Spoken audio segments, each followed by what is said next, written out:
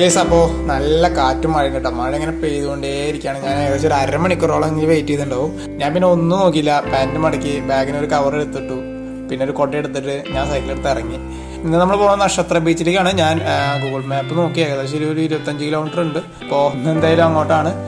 പിന്നെ നിങ്ങളിപ്പോൾ റൈറ്റ് സൈഡിൽ കാണുന്ന സ്കൂൾ എന്ന് പറഞ്ഞു കഴിഞ്ഞാൽ ഞാൻ ഒരു 5ാം ക്ലാസ് തൊട്ട് +2 വരെ പഠിച്ച ഒരു സ്കൂളാണ്. പെട്ടെന്ന് കണ്ടപ്പോൾ ഒരു പഴയ ഓർമ്മ, അതുകൊണ്ട് നിർത്തി നോക്കിയതാണ്. അപ്പോൾ ഇന്നത്തെ റൈഡിലത്തെ വലിയ പ്രശ്നം എന്ന് വെച്ച് കഴിഞ്ഞാൽ എൻ്റെ സൈക്കിളിൽ തീരെ ബ്രേക്കില്ല, 2 ബ്രേക്കില്ല. ബാക്കിലത്തെ ബ്രേക്ക് പൊട്ടി.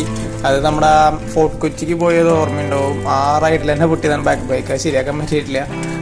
പിന്നത്തെ പ്രശ്നം എന്താണെന്ന് വെച്ച് കഴിഞ്ഞാൽ ചങ്ങല ഇടയ്ക്കിടയ്ക്ക് തെറ്റിക്കൊണ്ടിരിക്കുന്നുണ്ട്. അത് വെച്ച് അഡ്ജസ്റ്റ് ചെയ്തിട്ട് വേണം പോവാം.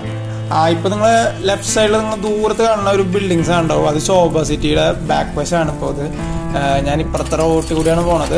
മഴ ഒരു രക്ഷയില്ല. ഞാൻ മഴ ഒന്ന് ചെറുതായിട്ടൊന്ന് കുറവ് കോട്ടയൊന്ന് മാറ്റി വെച്ചതാ, പക്ഷെ പെട്ടെന്ന് നല്ല മഴ ഒരു രക്ഷയില്ല കേട്ടാ. ഇന്ന് ഫുള്ള് ഇങ്ങനെ ആയിരിക്കുന്നുണ്ട്. ഞാൻ ഇതുവരെ പോയ വ്ളോഗിൽ ഏറ്റവും കൂടുതൽ മഴ പെയ്ത ദിവസം ഇന്നാവുന്നുണ്ട്. തിരിച്ച് കൊണ്ടെടുത്തു. പിന്നെ നിങ്ങൾ നേരെ കാണല്ലോ, അത് മെയിൻ റോഡാണ്. മെയിൻ റോഡ് നമുക്ക് ഇനി ക്രോസ് ചെയ്യണം. ഞാൻ നടന്ന് ക്രോസ് ചെയ്തിട്ടുണ്ട്. ഞാൻ ബ്രേക്കില്ലാതെ ശരിക്ക് ഓടിച്ച് പെട്ടെന്ന് ബ്രേക്ക് കിട്ടി പണിയാവും. അപ്പോൾ ഞാൻ നടന്ന് ക്രോസ് ചെയ്തു. നമ്മളിപ്പോൾ മലയാള ഹോസ്പിറ്റലിൽ നിന്ന് ലെഫ്റ്റ് എടുക്കണം. ലെഫ്റ്റ് എടുത്ത് ആ വഴിയാണ് പോണത്. ആ പറപ്പൂര് വഴി, ആ വഴിയാണ് പോകേണ്ടത് നമുക്ക്. ഇപ്പോഴും മഴ ചാറിക്കൊണ്ടേയിരിക്കുകയാണ്. പക്ഷേ ഞാൻ കോട്ട പിടിക്കാൻ തോന്നല്ലേ, ചെറുതായിട്ട് ചാറണുള്ളൂ. സീനില്ല. ഞാൻ നനയട്ടെ വെച്ചിട്ട് ഞാൻ അങ്ങനെ ചവിട്ടിക്കൊണ്ടിരിക്കുകയാണ്. പെട്ടെന്ന് ഞാനൊരു പാലത്തിൻ്റെ അടുത്തെത്തി. ഇപ്പോൾ നല്ല രസമുണ്ടായിരുന്നു. പാലത്തിൻ്റെ അടിയിൽ ആ തോട് കാണാൻ തന്നെ നല്ല രസമുണ്ടായിരുന്നു. അപ്പോൾ എനിക്ക് അടിയിലേക്ക് ഇറങ്ങി നോക്കാനൊരു ആഗ്രഹം. അപ്പോൾ സൈഡിൽ കൂടെ ഒരു വഴി ഉണ്ടായിരുന്നു, അത് കൂടെ ഒന്ന് ഇറങ്ങി ഇപ്പം കാണണ്ടോ. ഇപ്പോൾ സൈഡിൽ കൂടെയുള്ള വഴി കൂടിയാണ് പോണത്. വഴി തീ ചളിയും പിള്ളിയൊക്കെയായിട്ടാണ്, അതുകൊണ്ട് ചവിട്ടാൻ പറ്റില്ല. അതുകൊണ്ട് തള്ളിക്കൊണ്ട് പോവാണ്. ഇപ്പോൾ അവിടെ എത്തി. ഞാൻ കുറച്ച് നേരം അവിടെ നിന്നു. നല്ല രസമായിരുന്നു കേട്ടോ. അവിടുത്തെ വ്യൂ സൈലന്റ് ആയിരുന്നു. ഞാൻ അവിടെ തന്നെ ഏകദേശം ഒരു 10 മിനിറ്റോളം അവിടെ തന്നെ നിന്നു.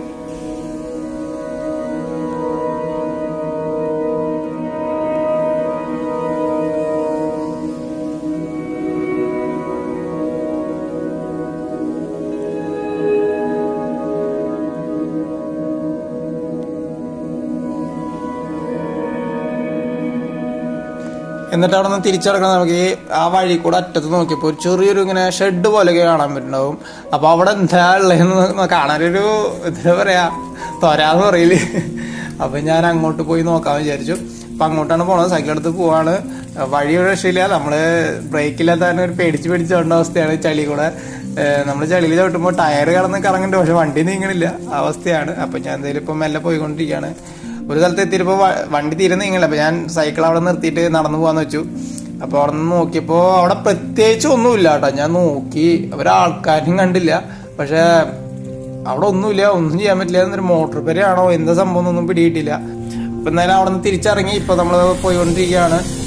അങ്ങനെ പോയിക്കൊണ്ടിരിക്കുമ്പോൾ നിങ്ങളിപ്പോൾ ലെഫ്റ്റ് സൈഡിൽ കാണുന്ന പറപ്പൂര് പള്ളിയാണ് കേട്ടോ. പറപ്പൂര് പള്ളിയാണ്, വലിയ പള്ളിയാണ് കേട്ടോ. നല്ല രസമുണ്ട് കാണാൻ. ഇപ്പൊ നിങ്ങളിപ്പോ 2 വഴി കാണണ്ടാവും. ആ വഴി എന്ന് പറയുന്നത് മെയിൻ റോഡാണ്. ഫുൾ മെയിൻ റോഡിലേക്ക് പോയിട്ട് ഏറ്റവും വലിയ മെയിൻ റോഡിലേക്ക് കയറുന്ന റോഡാണ്. ഞാനിപ്പോ പോകാൻ പോണെന്ന് പറഞ്ഞാൽ ചെറിയൊരു ഇടവഴി കൂടെ പോണ പോലെയാണ്. തിരക്കുണ്ടാവില്ല. അതോർത്താണ്. എന്നാൽ എന്റെ സൈക്കിൾ ബ്രേക്ക് ഇല്ലാത്ത സ്ഥിതിക്ക് മെയിൻ റോഡിലേക്ക് പോയി പെട്ടെന്ന് ബ്രേക്ക് കിട്ടില്ലെങ്കിൽ പണിയാവും. അതുപോലെ ഞാൻ ഇടവഴി കൂടെ പോകാൻ വെച്ചു. ഞാനിപ്പോ ആ ഇടവഴി കൂടെയാണ് പോയിക്കൊണ്ടിരിക്കണത്. പറഞ്ഞ പോലെ തീരെ തിരക്കില്ല. നല്ലൊരു രസമാണ്. പാടവും അങ്ങനത്തെ അന്തരീക്ഷമാണ്. പക്ഷെ ഈ കയറ്റം കിട്ടുമെന്ന് പ്രതീക്ഷിച്ചില്ല കേട്ടോ. നല്ലൊരു കയറ്റം കിട്ടി. തല്ലിക്കൊണ്ടിരിക്കുകയാണ്. അവന് ചവിട്ടി. നമ്മളിപ്പോ മുല്ലശ്ശേരി ജംഗ്ഷൻ അങ്ങോട്ട് എത്തിയിട്ടുണ്ട്. മുല്ലശ്ശേരി ജംഗ്ഷൻ നേരെയാന്ന് കാണിക്കണ ഗൂഗിൾ മാപ്പിൽ. അപ്പൊ ഞാൻ നേരെ അങ്ങോട്ട് വിട്ടു. ഭാഗ്യത്തിന് ഇപ്പൊ ഒത്തിരി മഴ മാറി നിൽക്കുന്നുണ്ട്. മഴക്കാർ ഇപ്പോഴും ഉണ്ട് കേട്ടോ. നിങ്ങൾക്ക് കാണാൻ പറ്റണോന്ന് അറിയില്ല, പക്ഷെ നല്ല മഴക്കാറുണ്ട്.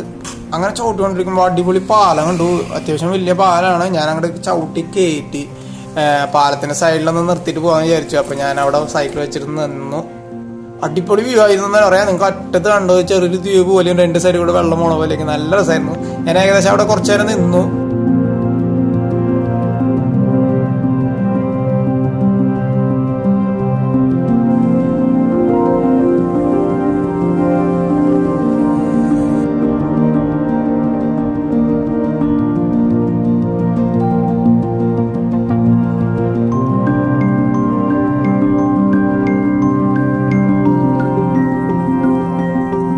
അങ്ങനെ കുറച്ചു നേരം അവിടെ നിന്നതിന് ശേഷം ഞാൻ അവിടെ നിന്ന് സൈക്കിൾ എടുത്ത് ഇങ്ങനെ ഇറങ്ങി. അവിടെ നിന്ന് പോകാൻ തോന്നിയില്ല. നല്ല രസമായിരുന്നു കേട്ടോ ആ വ്യൂ. എന്നിട്ട് ഞാൻ അവിടെ നിന്ന് ഇങ്ങനെ മെല്ലെ ഇറങ്ങി 5ാം കല്ലിലേക്ക് നേരെ എന്നുള്ള ബോർഡ് കാണുന്നുണ്ട്. അപ്പോൾ ഇവിടെ നിന്ന് ഇനി കുറച്ചും കൂടി ഉള്ളൂ. 5ാം കല്ല് എന്ന് പറയുന്നത് ആ മെയിൻ റോഡാണ്.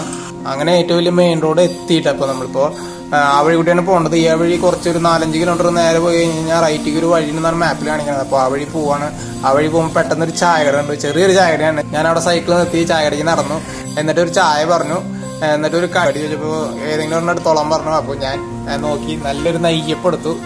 എന്നിട്ട് ആൾ ആ വയ്യാത്ത കൈ കൊണ്ട് ചായ ഉണ്ടാക്കി തന്നു. ആ ചായയും കടിയും കഴിച്ച് കുറച്ചു നേരം ഇരുന്നു.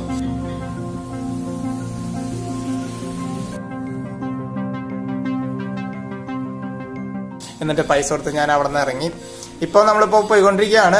ഞാനിപ്പോൾ മെയിൻ റോഡിൽ നിന്ന് റൈറ്റ് എടുത്തു. ഇത് ബീച്ചിലേക്കുള്ള വഴിയാണ്. കുറച്ചുള്ള ഇവിടെ നിന്ന് തോന്നുന്നുണ്ട് കേട്ടോ ദൂരം. അപ്പോൾ ഞാൻ അങ്ങോട്ട് പോയിക്കൊണ്ടിരിക്കുകയാണ്. ഇപ്പോൾ ബീച്ച് ഇപ്പോൾ ഏകദേശം അടുത്തെത്താറുണ്ട്. മഴ രക്ഷയില്ല, വീണ്ടും വന്നു ചാരിക്കൊണ്ടിരിക്കുന്നുണ്ട്. ഞാൻ കൊള്ള എടുക്കണില്ല, ഏകദേശം നനഞ്ഞു. ഇനി കുളിച്ചിട്ട് കയറാൻ വെച്ചിട്ടാണ്.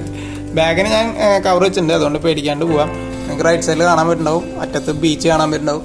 നമ്മൾ ഏകദേശം എത്തി. ഞാനൊരു സൈക്കിൾ നിർത്തി ബീച്ചിലേക്ക് നടന്നു.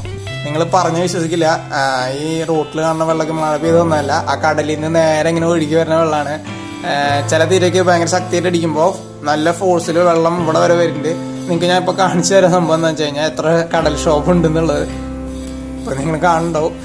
ഈ ചെറിയ തിര തന്നെ ഇത്രയ്ക്ക് എത്തിയിട്ടുണ്ട്. വലിയ തിര വരുമ്പോൾ അറിയാലോ നിങ്ങൾക്ക് അവസ്ഥ. കടൽ നന്നായി കയറിയിട്ടുണ്ടെന്ന് തന്നെ പറയാം. നിങ്ങൾക്ക് അറ്റത്ത് ആ വലിയ തിര ഉണ്ടാവണ കാണാം. അവിടെ വരെ ഉണ്ടായിരുന്നു എന്നാ പറഞ്ഞ ചേട്ടൻ. ഈ കര എന്ന് പറയണത്, ആ ബീച്ച് സൈഡ് എന്ന് പറയണത്, അവിടെ നിന്നാണ് കടൽ സ്റ്റാർട്ട് ചെയ്യാന്ന് പറയണത്. പക്ഷെ ഇപ്പോൾ എത്രത്തോളം ഇങ്ങോട്ട് വെള്ളം കയറിയിട്ടുണ്ടെന്ന് നിങ്ങൾക്ക് കാണാൻ പറ്റുന്നുണ്ടാവും. നിങ്ങളിപ്പോൾ ലെഫ്റ്റ് സൈഡിൽ കാണുന്ന ചെറിയൊരു കനാല് പോലെയുള്ളത് എങ്ങനെയാണ്, ഈ കടലിലത്തെ വെള്ളം കൂടുതൽ ഒഴുകി വരുമ്പോൾ അതിൽ കയറി നിറയും. ഞാനത് കാണിച്ചു തരാൻ സംഭവം.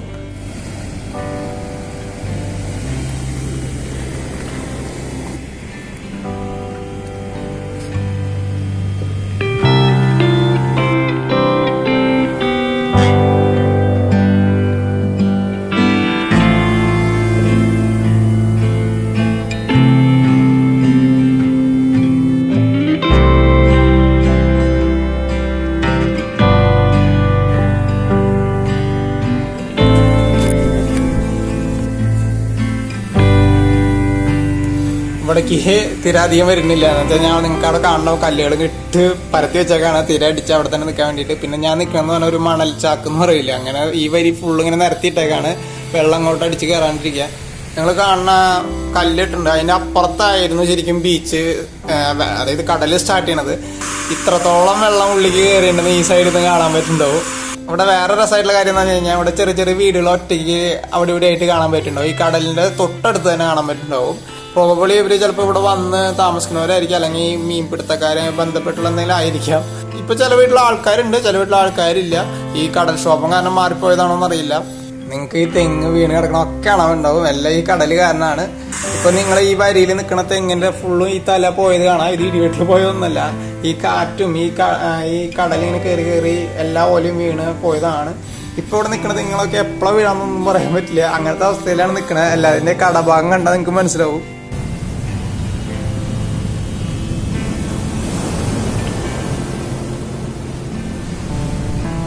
സൺസെറ്റ് ആയിക്കൊണ്ടിരിക്കുകയാണ്, അതുപോലെ ബാറ്ററിയുടെ ചാർജും സെറ്റ് ആയിക്കൊണ്ടിരിക്കുകയാണ്. ചാർജ് കഴിയാറായിട്ട് അപ്പം എന്താ ചെയ്യേണ്ടതെന്ന് അറിയില്ല. കുഴപ്പമില്ല, പറ്റാവുന്ന വരെ ഞാൻ ഷൂട്ട് ചെയ്യാന്ന് വെച്ചിരിക്കുകയാണ്. എന്നിട്ട് ഞാൻ അവിടെ നിന്ന് മുമ്പോട്ട് നടന്നപ്പോൾ ഒരു ക്യൂട്ടായിട്ടുള്ള ഒരു പട്ടിനെ കണ്ടിട്ടാ. എന്താ പേര്? അടുത്ത് വരരുത്. പെൺപട്ടിയാണ്. നല്ല രസമുണ്ടായിരുന്നു കാണാൻ. ആ പട്ടി എന്താ വെച്ച് കഴിഞ്ഞാൽ പിന്നാലെ വന്നുകൊണ്ടിരിക്കുകയാണ്. പിന്നെ എങ്ങോട്ട് പോയാലും പിന്നാലെ വന്നുകൊണ്ടിരിക്കുകയാണ്. ഒരു രക്ഷയില്ല. നമ്മളിലാണെങ്കിൽ കൊടുക്കാൻ ഒന്നുമില്ല, അതാ പട്ടിക്ക് അറിയില്ലല്ലോ പാവം. ഞാൻ ആ മണൽച്ചാക്ക് കൂടെ ഇപ്പോൾ നടന്നുകൊണ്ടിരിക്കുന്നത്. അവിടെ നിന്ന് കടൽ കാണാൻ നല്ല രസമാണ്. ആ വഴി ഇങ്ങനെ നടക്കുമ്പോൾ പെട്ടെന്നൊരു ടാസ്ക്, നടുവിലത്തെ മണൽച്ചാക്ക് കാണാനില്ല. പിന്നെ വെള്ളം പോയ സമയത്ത് വേണം ചാടി കിടക്കാൻ.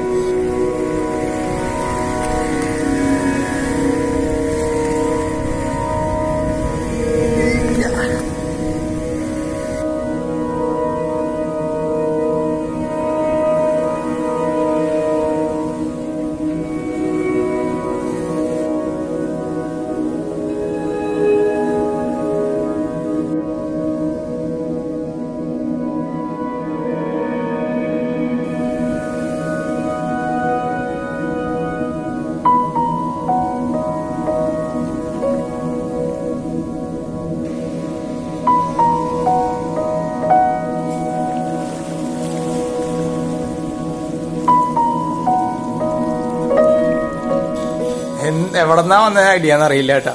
പെട്ടെന്ന് എന്തെങ്കിലും ഒരു ഷോർട്ട് ഫിലിം പോലെ ഷൂട്ട് ചെയ്യാന്നുള്ള ഒരു ഐഡിയ വന്നു. എങ്ങനെയാ വന്നതെന്ന് അറിയില്ല, ഞാനൊന്നും നോക്കിയില്ല. ചാർജ് ലാസ്റ്റ് നോക്കിയപ്പോൾ 14% വെച്ചിട്ട് എന്ത് ചെയ്യാൻ പറ്റുമെന്ന് അറിയില്ല. ഞാനപ്പോൾ ഷോർട്ട് ഫിലിം എന്തെങ്കിലും ഷൂട്ട് ചെയ്യാന്ന് വെച്ചു. ചെറിയ ഷോർട്ട് ഫിലിം പെട്ടെന്ന് ഐഡിയ ഉണ്ടാക്കി.